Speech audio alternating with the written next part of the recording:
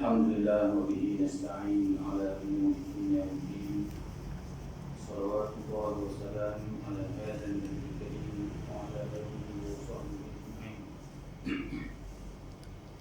ففهمنا سليمان وكلا آتينا حكما وعلما سخرنا مع داود الجبال يسبحن وتركنا فاعلين. يا حي يا قيوم يا رب موسى وهارون يا رب إبراهيم يا محمد صلى الله عليه أجمعين. اللهم ارزقنا فهما وعلما وحكمة العقل وارزق رحمتك يا أرحم الراحمين.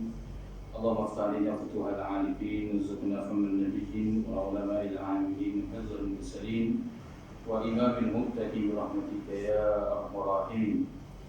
Alhamdulillah, syukur kepada Allah Subhanahu wa taala kerana pada malam ini kita dipertemukan lagi di malam yang sangat mulia, yang sangat diberkati oleh Allah Subhanahu wa taala melalui Nabi Muhammad sallallahu alaihi wasallam.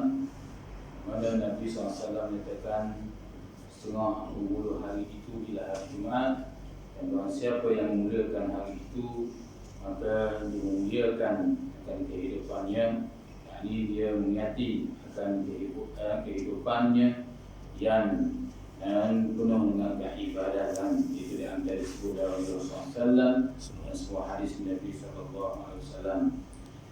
Jadi pada malam ini kita sambung balik kitab ini. Qala al-muallif rahimahullah ta'ala wa nafa'ana bi'ulumihi wa 'ulumina fid darain amin ya rabbal alamin.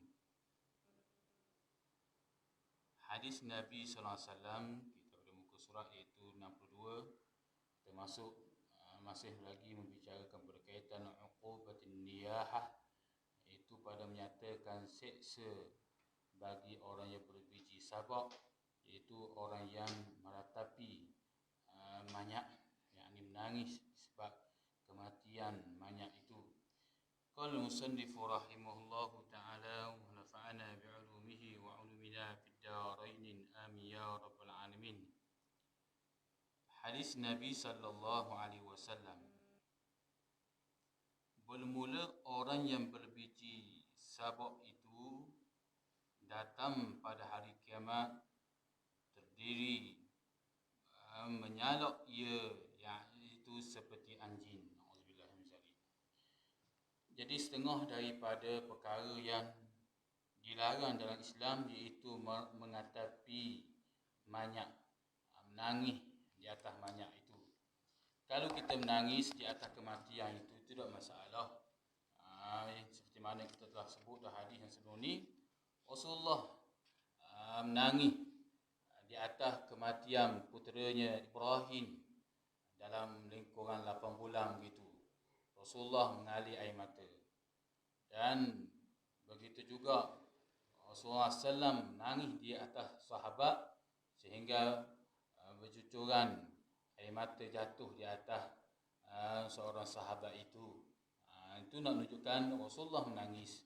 Dan Rasulullah menyatakan menangis di atas manyak itu bukti sifat ihsan kamu kepada saudaramu, ataupun itu suatu sifat yang sangat disukai oleh Allah Subhanahu wa taala kerana sifat yang terpuji. Itu di antara disebut oleh Rasulullah sallallahu alaihi wasallam. Dan bahkan Rasulullah menyatakan dalam sebuah hadis Nabi sallallahu, hazihi rahmatun ja'alaha Allah azza wa jalla ta'ala fi qulubihi ibadi wa innama yarhamullahu min ibadihi ar-ramah. Di antara Rasulullah menyatakan orang yang menangis ni, kita bentuk menangis bukan.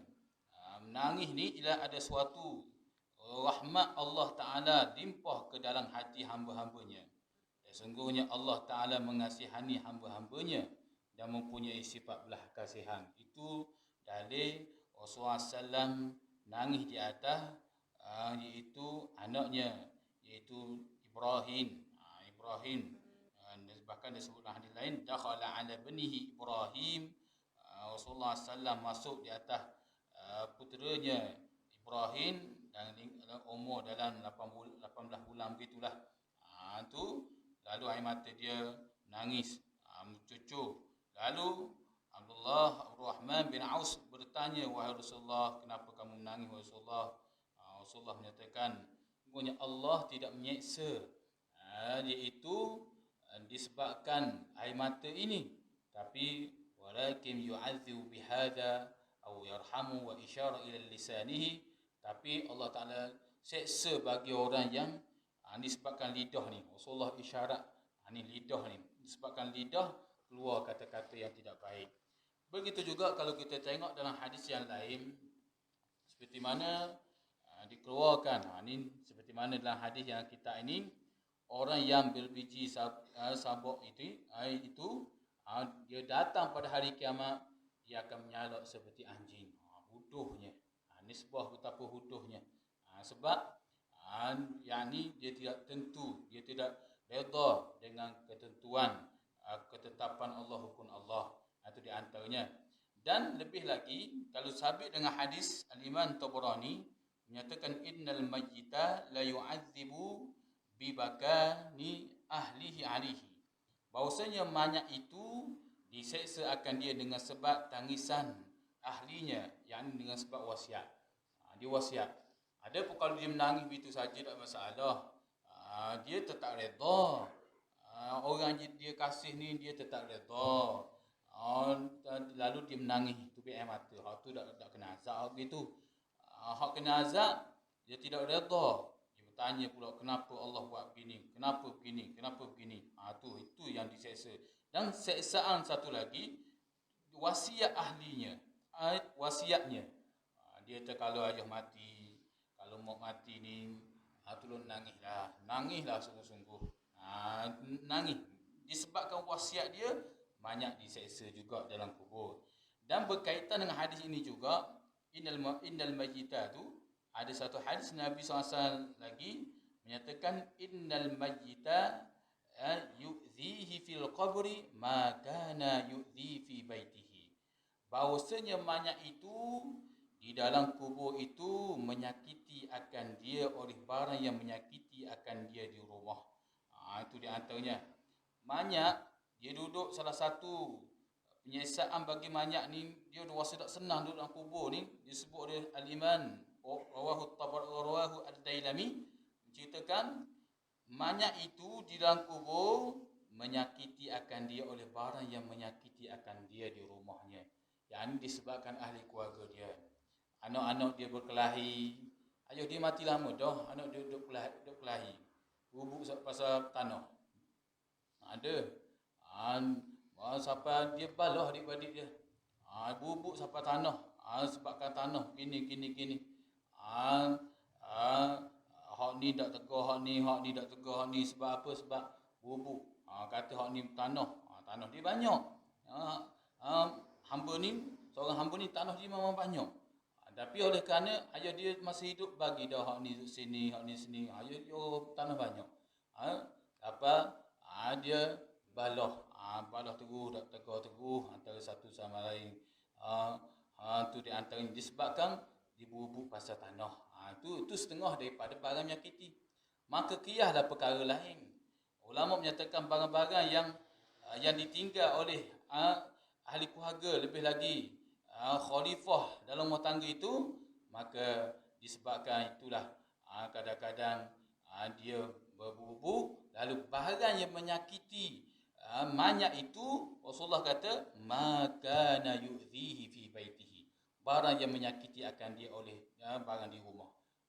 Contohnya arwah Tuan Guru Haji Hashim, dia orang salah Tok Guru jenis Tok Guru orang banyak harta, tanah-tanah dia banyak belah-belah tu.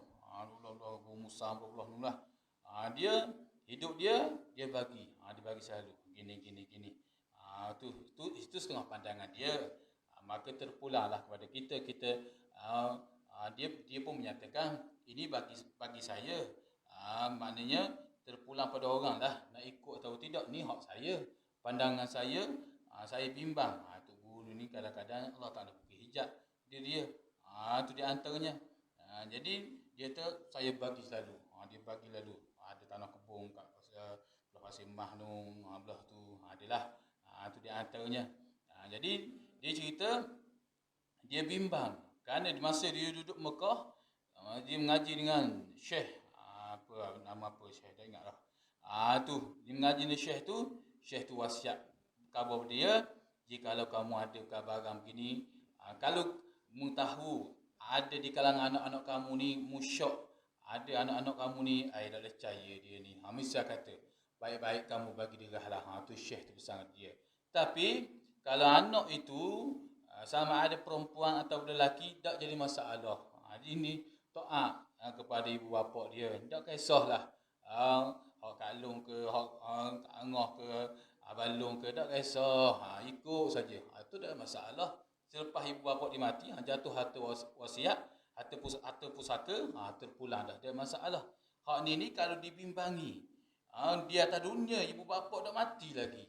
Ibu bapa dah mati lagi, bubuk dah. Begini, hak ni begini, hak ni begini. Hak ni kata tak ada, hak ni begini. Ada. Ada. Mengadu daripada saya. Dia tu belah-belah pada nanah baru-baru ni lah. Dalam dua minggu lepas. Dia cerita. Cerita bahawasanya hak tanah Fatan ni sepatutnya ayah dia begini-gini. Tapi hak tak setuju pula. Hak ni begini. Sepatutnya tanah Kedah ni begini-gini. Jadi masalah. Jadi ayah dia mati. Baru mati. Minggu lepas. Tu. Sakit kronik. Jadi itu salah satu perkara yang menyakiti manyak itu. Barang yang menyakiti di rumah, dia juga menyakiti di dalam kubur. Itu di antaranya. Manyak tak senang hati tengok anak-anak dia duduk balah ni. Dia sakit hati. Sebab orang mati ni, kata Imam Ghazali, dia orang alim. Nak cari orang alim adalah orang yang mati. Orang mati dalam kubur adalah orang alim. Bila dia mati dalam kubur, dia nampak segala bentuk. Bahkan kalau boleh nak naik sekejap, jangan buat begini. Bahkan disebut dalam asar, bahawasanya kalau dia naik, dia tak bagi ke pun hak jenis-jenis barang-barang hak dia molek. Itu di antaranya. Itu disebut oleh ulama. Jadi sabit hadis ini juga iaitu barang yang menyakiti manyak ini disebabkan tangisan, sebab dia wasiat ataupun disebab ahli keluarga dia tidak redha, menyebabkan dia tak tenang duduk dalam kubur. Begitu juga disebabkan barang yang menyakiti ahli keluarga dia di atas dunia lagi, dia pun tak senang juga. Itu di antaranya. Jadi diri sabit dengan hadis dalam kitab ni Jam'ul Jawami' ni, iaitu orang yang berbiji sabak ni mengatapi manyak ini tidak redha ni, bahkan ataupun diwasiat, dia datang pada hari kiamat, dia menyalak ia seperti anjing. Na'udzubillah min zalik. Ini bahaya. Na'udzubillah min zalik. Hadis Nabi sallallahu alaihi wasallam, dan sabda Nabi sallallahu alaihi wasallam lagi, dikeluarkan orang yang berbiji sabak daripada kuburnya. Orang yang berbiji sabak tu, padahal ia gosok-gosok apa tu? Kusuk rambutnya. Iaitu rambut dia disebut dalam hadis Nabi SAW yang dibahaskan oleh ulama, rambut dia utuh sungguh. Rambut sipu kali serabut, tengok. Lagi jahat rupanya. Na'udzubillah min zalik. Ini hadis sahih belaka dalam kitab ni. Lagi jahat rupanya, padahal atasnya iaitu atasnya ada apa pula tu? Apa tu itu? Nampak benda tu?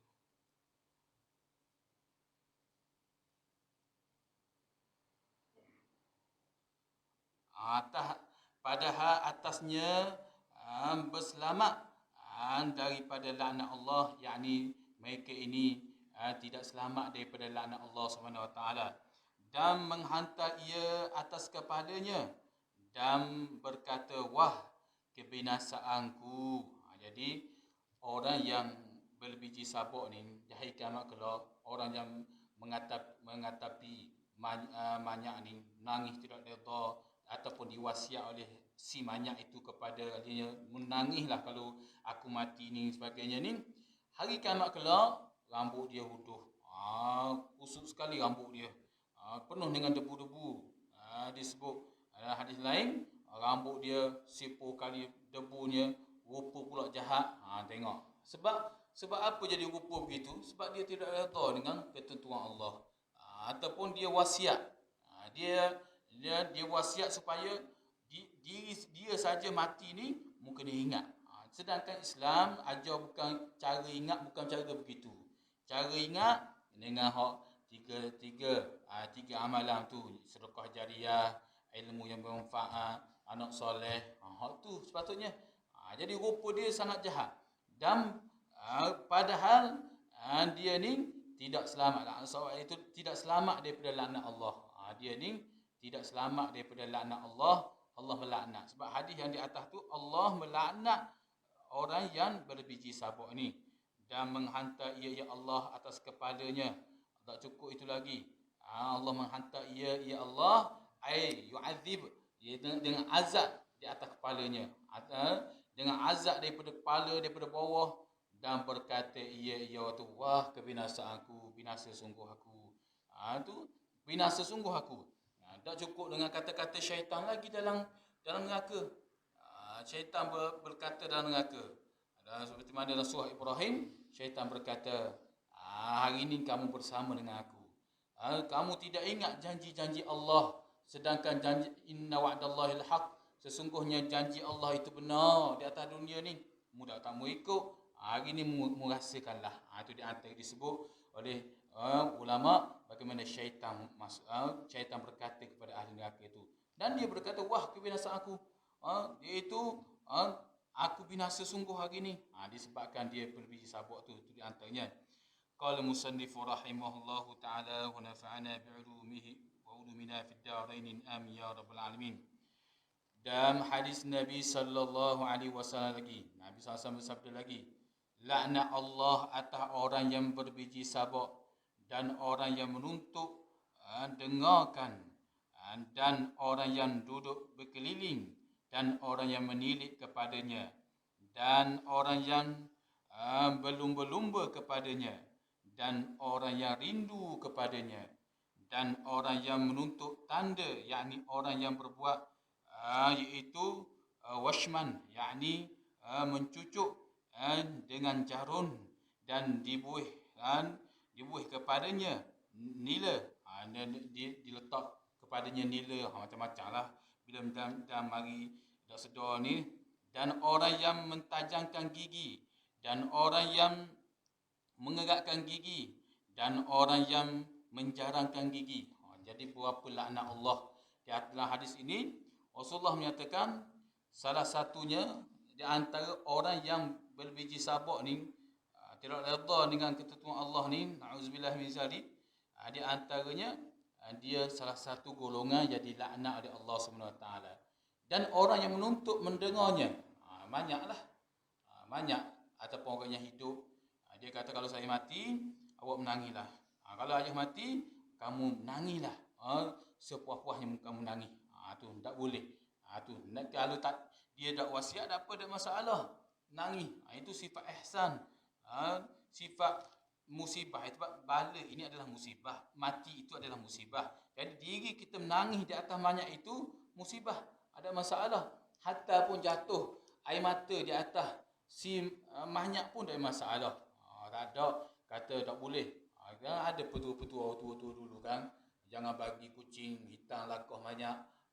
Macam-macam lah. Saya dah ingat dah macam-macam jenis.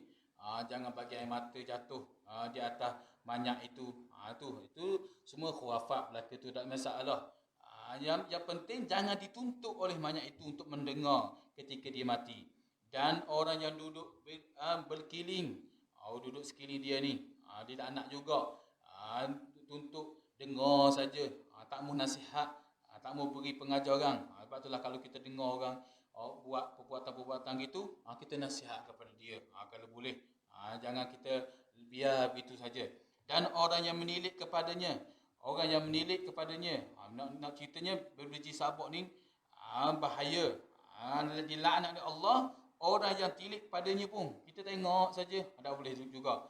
Dan orang-orang yang berlumba kepadanya, yakni orang-orang yang berlumba kepadanya, nak pergi kepada dia ni, sayang sangat kepada dia, sedangkan dia ni dilaknat oleh Allah SWT.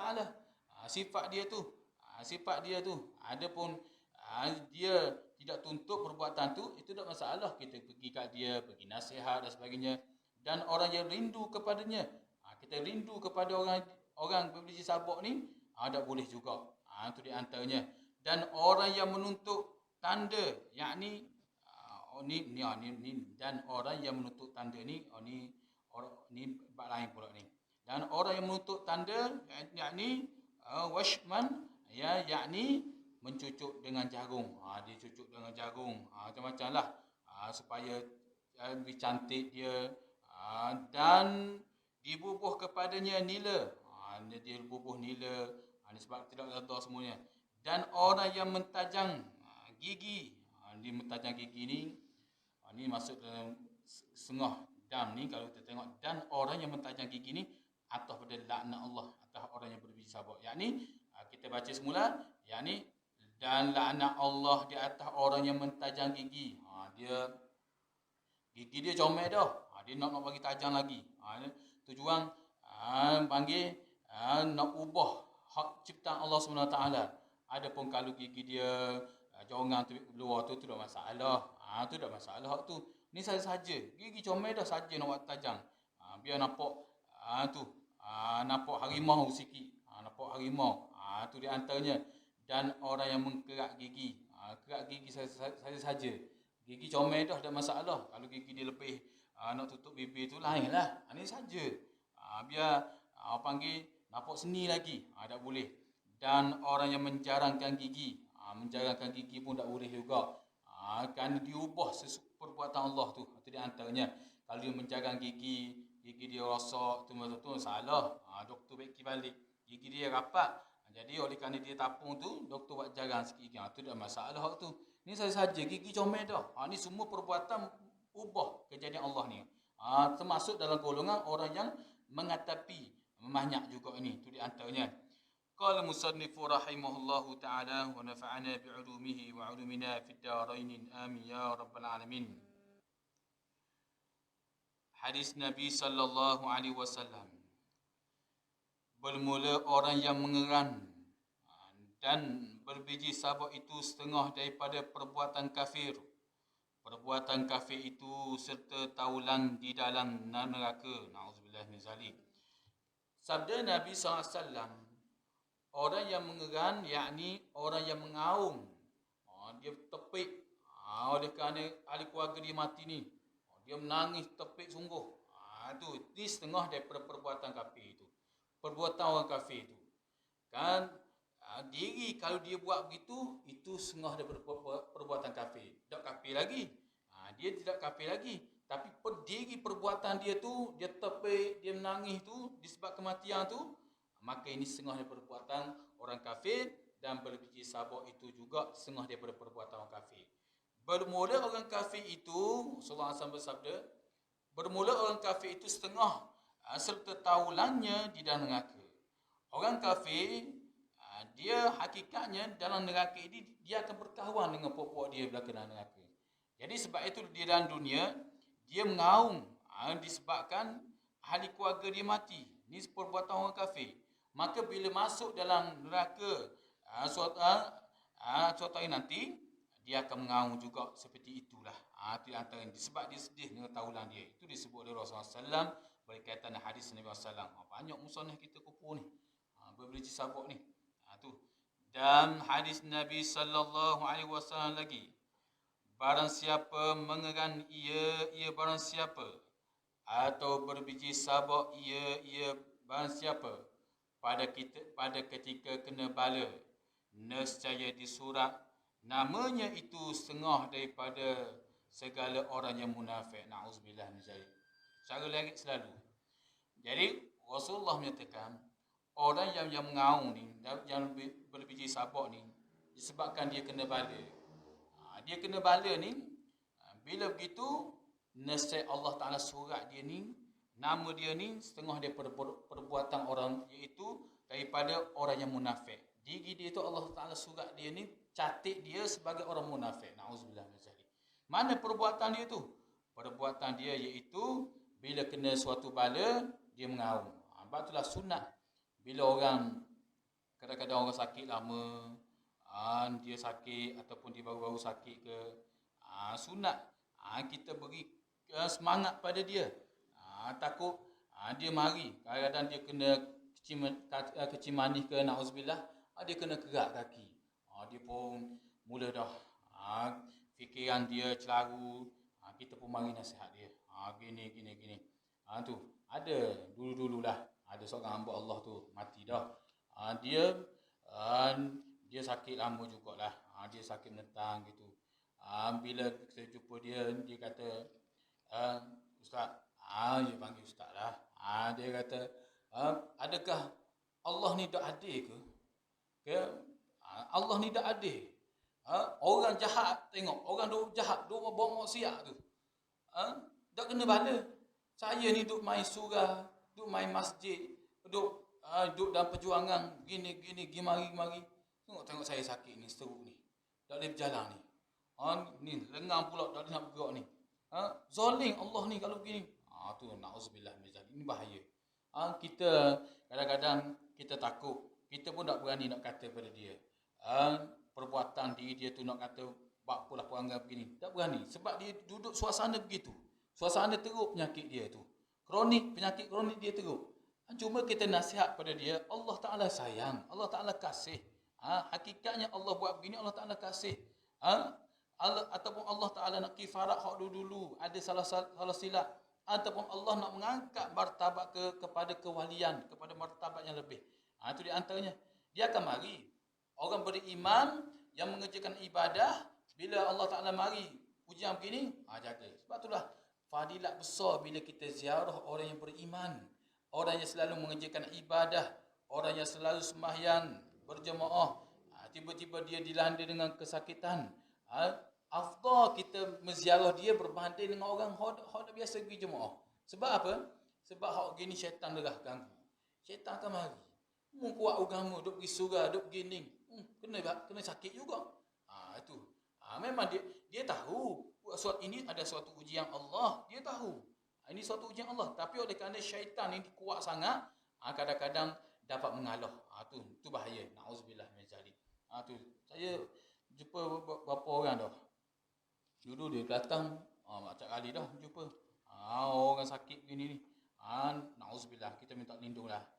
Sebab itulah kita minta Allah jauh kita daripada penyakit hok panggil penyakit lepentiko ni. Penyakit lama, sakit lama, dia akan mari penyakit begitu. Sebab itulah sunat kita beri semangat pada dia supaya dia tidak mengeluh. Sebab setengah daripada diri perbuatan mengaung dan berbiji sabar itu, setengah daripada bila kena bala ini, nescaya Allah Ta'ala surat dia sebagai orang munafik. Na'udzubillah min zalik. Takut. Sudah dari sakit begitu. Lepas tu dia kata perkataan yang tu pula, Allah catat pula dia sebagai orang munafik. Sebab orang munafik ni, dia akan keluar perkataan-perkataan yang tidak baik daripada mulut dia. Na'udzubillah min zalik. Itu di antaranya. Itu disebut oleh para ulama berkaitan hadis Nabi sallallahu alaihi wasallam. Sabda Nabi sallallahu alaihi wasallam lagi di riwayat iaitu dua suara yang dilaknat Allah Taala keduanya di dalam dunia dan di akhirat. Pertama suara seruni pada Nuqmah pada lagunya. Kedua suara orang yang cela kecela apa tu itu.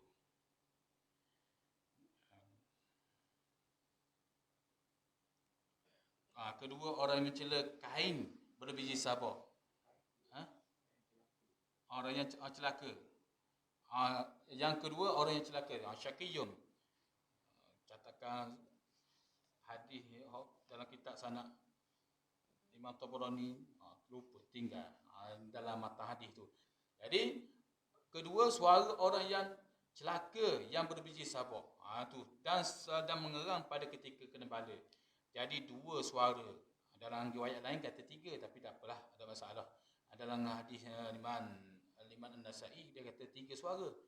Tapi dalam ni dia sebut suara. Dua suara, tak masalah. Jadi di dunia lagi Allah Ta'ala laknat dua suara ni. Na'udzubillah min zalik. Dua, yang pertama suara orang yang seruling. Seruling orang main suruna tu. Suruna, orang main suruna tu lah. Muzik haluh-haluh tu. Tu di antaranya. Duk main hak tu tak boleh hak tu. Itu setengah sebut dalam hadis lain, di setengah Allah Taala laknat iaitu bunyi muzik-muzik serunai. Yang memanggil syaitan tu. Termasuk kata ahli guru, ada antaranya orang panggil sio. Sio setengah tu perbuatan yang tidak molek juga tu. Sio. Dia sio dengan mulut dia tu. Dia pandailah orang biasa main tu, dia biasa. Ini setengah perbuatan yang tidak baik juga. Dia memanggil syaitan. Perkara ni, serunai ni, pada bunyi yang tu, kemah tu, iaitu suara yang dilaknat Allah Ta'ala di dunia lagi. Allah Ta'ala laknat di dunia lagi, dan di akhirat itulah kalau kita dengar, memang sedap dengar benda-benda gitu, halo serunai tu. Tapi kita kena tengok juga. Ada hak yang boleh, berhibur macam berhibur ni, ada yang boleh, ada yang tak boleh. Tapi kita kena tapis juga. Ada yang hak tak boleh ni. Itu di antaranya. Kedua, suara orang yang celaka yang berbiji sabak ni. Orang yang mengatapi, menangis kesudahan ni setengah suara yang Allah Ta'ala laknat juga ni. Yang ketiga, mengeran ataupun mengaum pada ketika kena bala. Ni setengah daripada suara kena azab juga ni. Na'udzubillah min zalik. Jadi tiga, dalam hadis ni sebut dua, tapi tak masalah. Iaitu tiga suara yang dilaknat oleh Allah, serunai, dan begitu juga suara orang berbiji sabak ni, tepik, dan orang yang kena bala, dia mengaum. Dalam hadis, kita tengok dalam hadis yang lain, setengah daripada suara dilaknat lagi, iaitu suara-suara yang yang mencelakakan orang. Suara suka mencelakakan orang, yakni suara-suara yang memakikan orang. Suka maki hamu pada orang, na'udzubillah ni. Sikit kali maki hamu pada orang. Ini suara setengah dilaknat juga di dunia lagi, bukan di akhirat. Jadi apa yang dibahaskan oleh Imam An-Nawawi? Imam An-Nawawi, ulama dalam bidang hadis, dia kata suara begini di dunia ni bentuk macam mana? Di dunia ni Allah Ta'ala akan mengeruhkan keadaan muka dia. Muka dia jadi keruh, Allah Ta'ala buat. Na'udzubillah min zalik. Dan di dunia lagi Allah Ta'ala akan menjadikan dunia ini dayya', jadi sempit. Itu dibahaskan Imam Nawawi. Dan ketika dia nak mati menjadi musyaqqah, payah. Itu di antaranya. Jadi kita kena tapih benda-benda gini, kena jaga. Na'udzubillah min zalik. Qala musannif rahimahullahu ta'ala wa nafa'ana bi'ulumihi wa 'ulumina fid darain amin ya rabbal alamin. Hadis Nabi sallallahu alaihi wasallam lagi. Barang siapa membelah barang siapa akan baju atau menampar muka atau menampar pipinya, barang siapa pada ketika kena bala, nescaya tiada menilik oleh Allah Ta'ala kepadanya dengan tilik rahmat pada kehidupannya dan pada ketika matinya. Na'udzubillah min zalik. Setengah daripada Allah Ta'ala azab juga ni, dibenci juga oleh Allah barang siapa dia membelahkan baju dia. Dia belah baju dia ni sebab ni lah. Masuk dalam niyahah. Sebab ni niyahah. Kalau kita tengok lafaz Arab ni, kalau niyahah ni, sebut saja niyahah ni, nangis harkaan tidak redha. Itu niyahah. Jadi satu lagi perkataan Arab nama buka ataupun baka. Baka ni kaf. Baka ataupun baka ya beki tu. Nangis juga baka tu atau buka tu menangis juga. Niyahah tu menangis juga, tapi bentuk niyahah ni dia mengaum, dia tidak redha dengan wasiat begini-gini. Itu menangis, bentuk beza tu. Ya, lafaz Arab ni kadang-kadang makna sama tapi murak lain, berbeza. Itu di antaranya. Jadi barang siapa dia membelah baju dia ni dan menampar muka dia, tepuk-tepuk muka dia, ataupun dia menampar muka dia, ketika mana tu? Ketika dia kena bala. Dia mengamuk dan sebagainya. Nescaya tiada menilik Allah Ta'ala kepadanya dengan tilik rahmat. Jadi tengok sendiri ya, bila Allah Ta'ala tidak tilik rahmat, Allah Ta'ala murka lah. Allah Ta'ala tilik murka. Allah Ta'ala tilik nak marah pada dia. Jadi tidak ada keberkatan. Di situ tidak ada keberkatan hidup dah situ. Itu di antaranya. Dan bila tu? Pada ketika hidup dia. Ketika dia hidup ni, perbuatan dia belah baju, perbuatan dia tapak muka dia, pipi dia, ataupun banyak lagi lah perbuatan yang bentuk tidak redha dengan hukum Allah ni. Ketika kematian ni, maka di dunia Allah Ta'ala terbit keberkatan hidup. Keberkatan hidup di dunia lagi. Dan pada ketika matinya, Ketika mati Allah Ta'ala tidak pandang rahmat, maka sudah tentu su'ul khatimah, kesudahan celaka. Na'udzubillah min zalik. Ini bahaya. Sebab itulah hadis ini kalau kita tengok, ketika Rasulullah menceritakan hadis ini para sahabat nangis, sahabat dengar hadis ini, sahabat kata, ya Rasulullah, doalah pada kami ya Rasulullah supaya kami jauh daripada perbuatan-perbuatan begini. Rasulullah pun doa, ya Allah, Allahumma aslih ummati ya Allah, ya Allahumma fili ummati ya Allah. Ya Allah, ampunilah umatku ya Allah.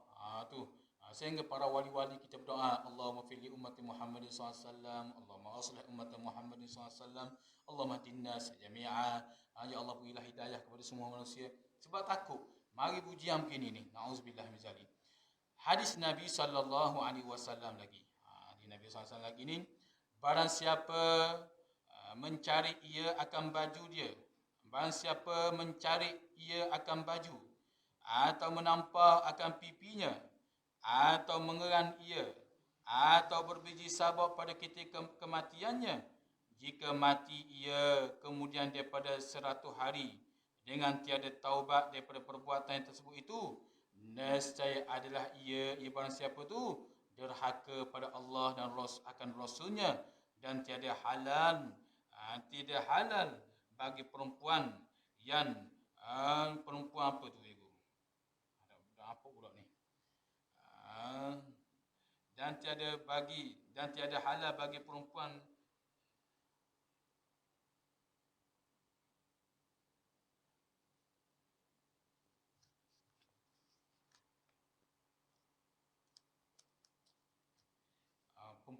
huraikan rambut kepalanya. Dan jika menghurai ia akan dia, nescaya menyuruh Allah Ta'ala baginya dengan satu rambutnya itu kebinasaan atasnya pada hari kiamat.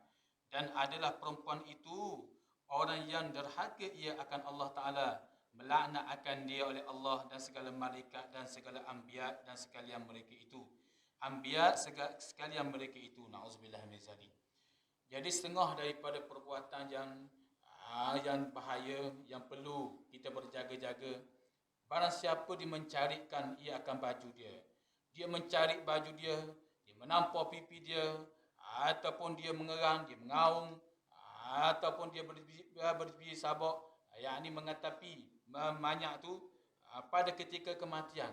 Pada ketika kematian tu, ketika ada banyak mati tu, jika mati ini orang yang buat perbuatan tu, jika mati ia kemudian daripada 100 hari, selepas daripada 100 hari ni, tanpa dia tidak taubat lagi, dia buat perbuatan-perbuatan gitu, dia tidak taubat lagi ni, perbuatan begitu tu, dengan tiada taubat daripada perbuatan tersebut itu, yakni orang yang buat begitu tu, nescaya adalah ia derhaka pada Allah. Dia derhaka pada Allah. Sebab itulah ada kematian, ada apa ke, kita katakanlah kepada Allah, dia ajar Rasulullah, inna lillahi wa inna ilaihi raji'un. Hak tu paling tepat sekali, supaya tidak mari sifat-sifat begini. Sebab itulah Rasulullah menyatakan satu perkataan lafaz yang tidak diberi kepada umat-umat lain, melainkan umat Nabi Muhammad. Mana? Inna lillahi wa inna ilaihi raji'un. Kita dengar orang mati, inna lillahi wa inna ilaihi raji'un. Tu. So, tujuan apa disebut begitu? Di antara takut mari perbuatan-perbuatan hak tadi tu, mencari baju, menampar pipi atau mengerang ataupun tidak redha, banyak lagi perbuatan-perbuatan yang tidak baik tu. Jadi kalau dia buat perbuatan yang tidak baik tu, nasihat adalah dia derhaka kepada Allah akan Rasulnya, dan tiada halal bagi perempuan yang huraikan akar rambutnya. Ketika dia mati itu, orang yang mengatapi kepada si mati sebelum ni, kalau perempuan tu, yakni isteri dia lah, perempuan ataupun anak dia ni, dia huraikan rambut kepalanya ni, dia basuh lah, dia nak basuh kan, mandi banyak kan, maka jika menghurai ia akan dia, nescaya menyurat Allah Ta'ala dengan satu rambut itu kebinasaan atasnya, atas perempuan itu. Diri nak ceritanya betapa dahsyatnya orang yang buat perbuatan mencari baju, mentapar pipi, dia mati sebelum bertaubat, kemudian selepas 100 hari tak taubat lagi, 100 hari itu, maka kalau dia mati ada ahli keluarga dia di kalangan isteri dia ke, ataupun anak dia, anak perempuan dia ke, ataupun tak kira lah orang lain ke, hok duk basuh rambut-rambut dia ni, maka nescaya Allah Ta'ala menyurat atasnya satu helai rambut tu dengan kebinasaan atasnya pada hari kiamat kelak. Tu bahaya tu di antaranya. Ini siksaan Allah yang jelas kepada kita, na'udzubillah min zalik. Dan adalah perempuan itu orang yang derhaka ia akan Allah Ta'ala. Dan adalah perempuan itu, sampai pula perempuan itu adalah derhaka pada Allah, Allah melaknat akan dia dan segala malaikat dan segala anbiya. Kalau kita tengok hadis ini, Al-Hafidh Al-Iraqi menyatakan hadis ini hazal fadl amal. Hadis ini memang jelas, tapi setengah ulama menyatakan wadhaful hadis. Ada setengah ulama kata hadis ini lemah. Tapi kalau kesimpulan kita balik pada hadis ini ialah kita tengok kepada hak yang musannaf sebut dalam ni, aku kumpul semua hadis-hadis yang sahih. Jadi musannaf kita ni sebut kumpul dalam hadis-hadis sahih. Walaupun ada ulama menyatakan hadis ini dhaif. Tu ada hadis ini hadis dhaif. Tapi sebenarnya hadis ini ada sebahagian ulama, cuma ikhtilaful ulama, ada kekhilafan ulama. Hadis sama juga hadis berkaitan dengan kita baca hadis pagi tadi lah. Itu dilarang berpuasa selepas 15 Syaban. Tapi hadis itu sahih, tapi ada sebahagian ulama kata hadis itu tidak kuat. Jadi perbahasan hadis sebenarnya panjang. Jadi sebenarnya hadis ini nak menganjur kepada kita berjaga-jaga. Iaitu bahkan fadilat besar bila ada kematian, lafaz yang nak selamat kita daripada segala-galanya, banyakkanlah inna lillahi wa inna ilaihi raji'un. Satu lagi lafaz yang diajar oleh Abdullah bin Abbas, iaitu yang saya rasa saya telah baca dah hadis sebelum ni, iaitu Allahu Rabbuna la syarikalah. Saya baca dah pada setiap pagi itu, iaitu Allahu Rabbuna la syarikalah. Ataupun sesuatu bala, bentuk bala kecurian ke, tak kira bentuk mati ke, bacakanlah banyak inna lillahi wa inna ilaihi raji'un, ataupun Allahu Rabbuna la syarikalah. Allahu Rabbuna la syarikalah. Nak marah sungguh dalam hati kita ni, perasaan nak marah, macam-macam perasaan ni, ulama ajar kepada kita melalui hadis Nabi sallallahu, nak tolak supaya kita selamat daripada perbuatan mulut kita ataupun perbuatan badan kita ni, percakapan kita ni, ataupun perbuatan tubuh kita ni, katakanlah Allahu Rabbuna la syarikalah. Itu di antara disebut oleh ulama. Al-babu arba'un fi fadilatis sabr. Al-babul arba'un fi fadilatis sabr. Bermula bab yang ke-40, bermula bab yang ke-40 pada menyatakan kelebihan sabar. Kita berhenti dulu sini. Kita tutup dulu kitab kita sini. InsyaAllah umur kita panjang. Kita akan sambung balik selepas daripada bulan Ramadan nanti. Mudah-mudahan dengan keberkatan kitab ini, kita mengaji kitab ini, kita tutup pada stesen molek ni, pada bab molek ni, mudah-mudahan Allah sentiasa memberi keberkatan hidup pada kita. Dan insya-Allah kita akan sambung balik selepas daripada Ramadan. Mudah-mudahan Allah memberi kekuatan pada kita dan dipanjangkan umur kita untuk dapat kita baca balik, tengok balik kitab yang dikarang oleh musannaf rahimahullahu taala. Jadi sekadar itu dulu pada malam ini. Wallahu a'lam. Auzubillahi minasyaitonir rajim. Bismillahirrahmanirrahim. Ya Rabbana lakal hamdu kama yanbaghi li jalali wajhikal azim sultanik.